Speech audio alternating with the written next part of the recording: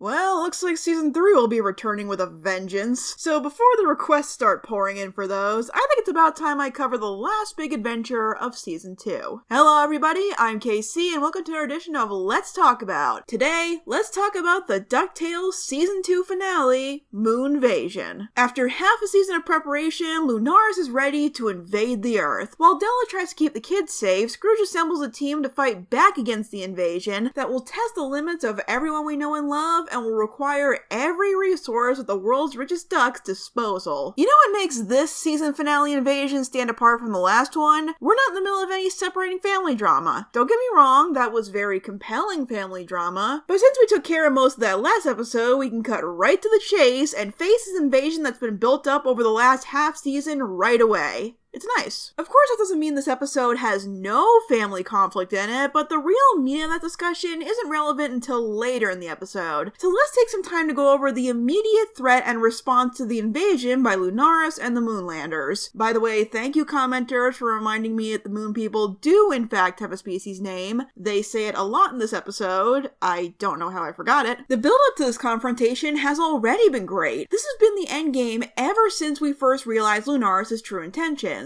And even though the build-up has shown that he has been preparing for this much longer than it was originally believed, it's kind of amazing and intimidating just how prepared he is. Within the first 5 minutes, he's already managed to take out every weapon and contingency plan Scrooge had at the bin and threaten him strongly enough to let Della take the kids out of town so they don't get hurt, which again is something we'll come back to later. We already knew Lunaris was deceptive to an unsettling degree, at least in my eyes, and that he had a deep grudge against the Earth, but his strategy during the invasion shows that he's also clever and thinks like 9 steps ahead, which not only shows what a great villain Lunaris is, being more than worried to be the last big bad of the season, but it also raises the stakes considerably. Back during Shadow War, Magica struck while the family was separated and Scrooge was at his lowest point, which she took advantage of. But Lunaris is strong enough to take on Scrooge at his best and almost immediately forcing him to think outside the box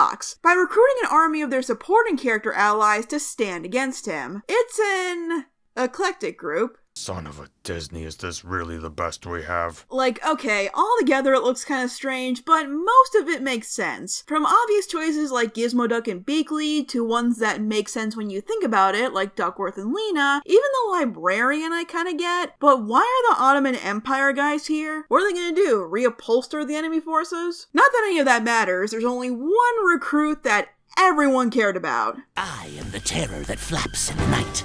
I am the cameo that everyone was hyped for. Well, everyone except the characters on the show. But still, Darkwing's back and ready for action. You know, I remember after The Dark Knight Returns came out, some fans were concerned that this version of Drake wouldn't be as egotistical as the original, but after this little outing, I don't think that'll be a problem. By the way, this 6 seconds of screen time that Fenton and Drake share already has me craving more. Hi, I'm Gizmo Duck. When there's trouble, you call me. What's your name? The returning characters and cameos aren't confined to Duckburg either. While Della is traveling around with the kids, we get to drop in on Storkules and the Gods, and even get to see Amunet and Jin team up against the Moonlanders, which is so cool, and now I need to see these two have an episode together. They even pull out the Harpies from Storkules and Duckburg during one of the action scenes. That's a nice extra dose of continuity. Even I forgot they were a thing. Checking in on certain characters and seeing them fight off the invasion in their own way is great, but the highlight is without question when, even with the odds stacked against them, Scrooge bands these unlikely forces together to fight off Lunaris' forces. I'm 903 years old, and I'm the man who's going to save your lives and all 6 billion people on the planet below.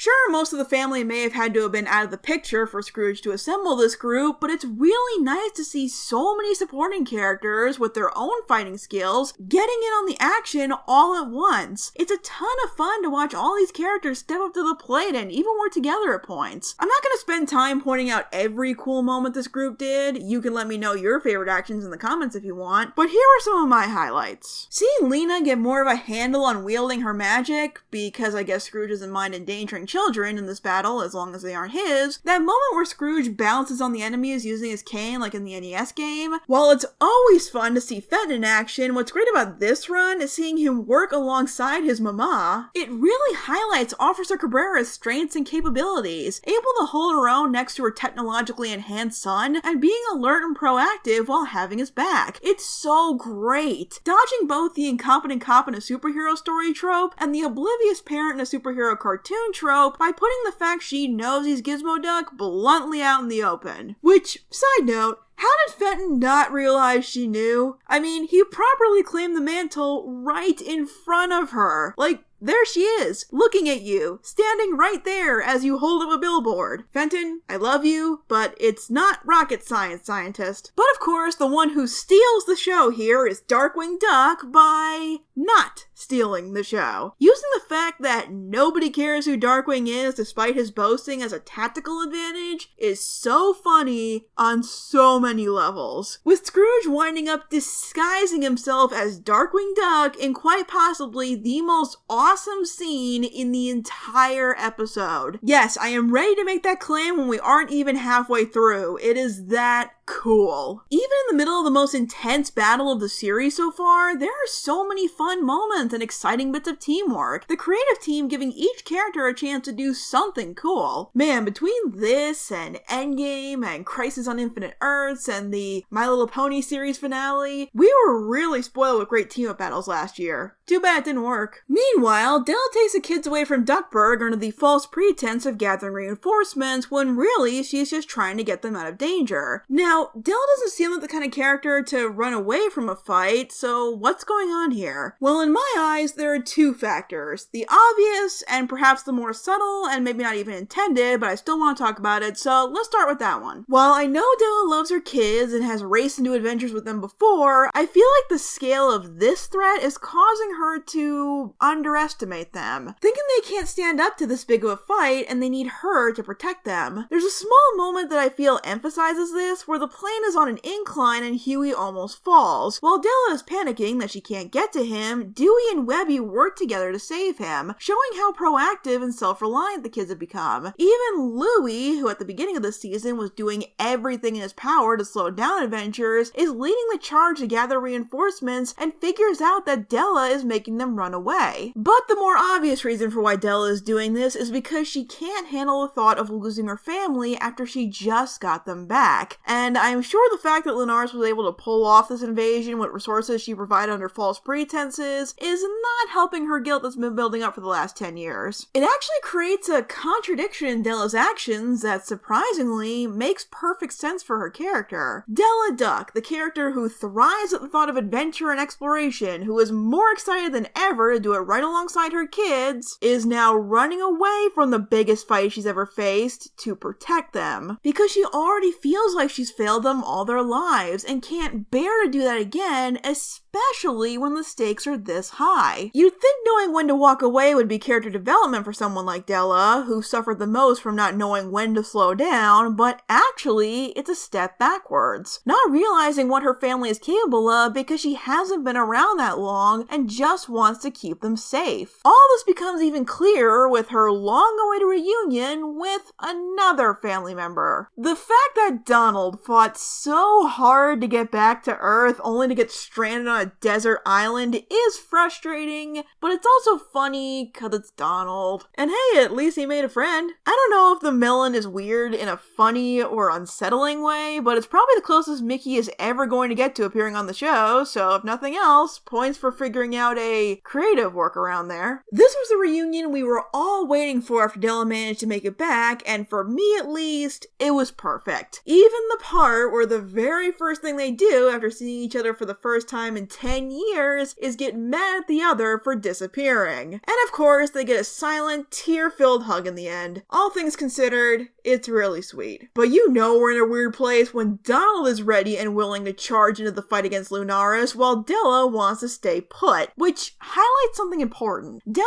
is a great character, but because she was gone for so long and only recently joined the cast, she hasn't had the chance to get the same level of character development the rest of her family has. This whole situation shows both how far the rest of the group has come since season 1 and how far Della still has to go, being so worried about what could happen to her family that she winds up in the exact same position she's been desperate to escape from for the last 10 years, stranded somewhere, unable to take meaningful action. It really reminded me just how behind she is. She may have grown quite a bit since she took the rocket, but she's still adjusting to getting to know her family and being a true part of it. But we get a true sign of character development from Louis, of all people, as he tries to be supportive towards his mom and help her see how this situation shouldn't scare them just because it was unexpected. Like how season 1 highlighted Dewey as a character, Louis was featured prominently in season 2, especially the last couple of episodes before this that really tested his relationship with Della and what lengths he was willing to go to get what he wanted. Here we see how he was humbled by those experiences. Before, Louis had a lot of trouble taking the bad with the good, but now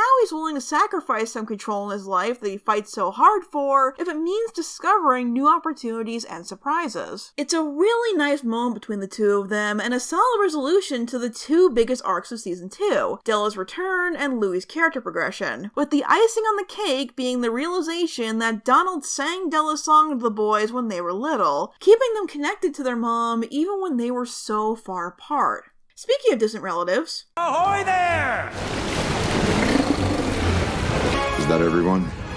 What, you wanted more?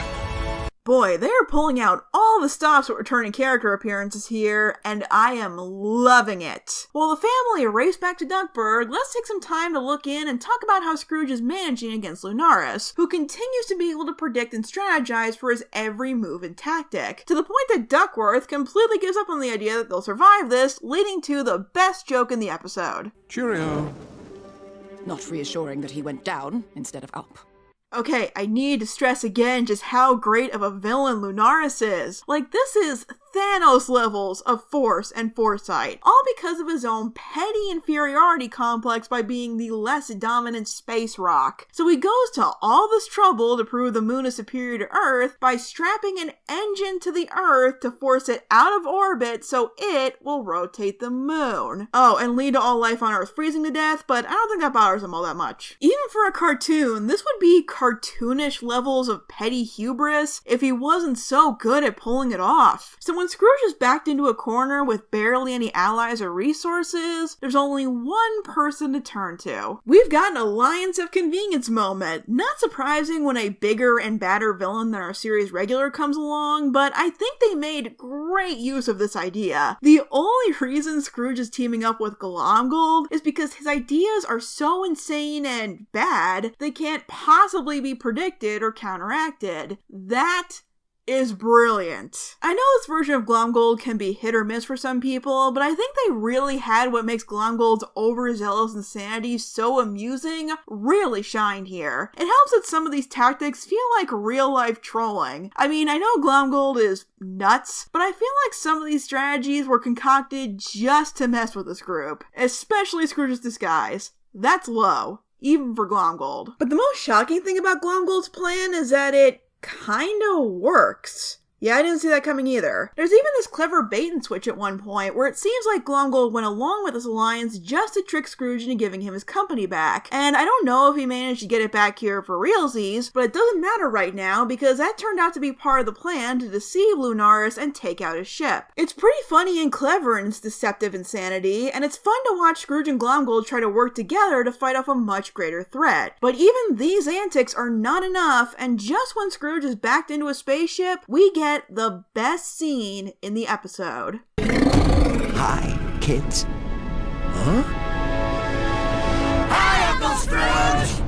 Why is this the best in an episode where all of this happens? Well, consider what this moment represents. A sight that, if you really think about it, Scrooge never would have believed he'd see. Aside from the obvious of Della being gone, the family was unbelievably estranged at the beginning of the show. Donald wasn't speaking to him or even telling the boys they were related to him, which meant that Scrooge had never met Huey, Dewey, and Louie. For most of her life, Webby was just a kid who lived in his house who he barely acknowledged. He was so dismissive with Feathery that he stuck him as as a janitor in an underwater lab that he had no intention of visiting, and before Gladstone's little incident in Macaw, it's likely Scrooge wasn't on speaking terms with him because he considered him a freeloader. So after everything that's happened over the past 2 seasons, to see all of his kids come together to save him from what's been a near hopeless situation after being apart for so many years and so many reasons is a beautiful culmination of the journey we've been on the show so far, and solidifies the bonds of this long torn apart family. A bond only made stronger by the kids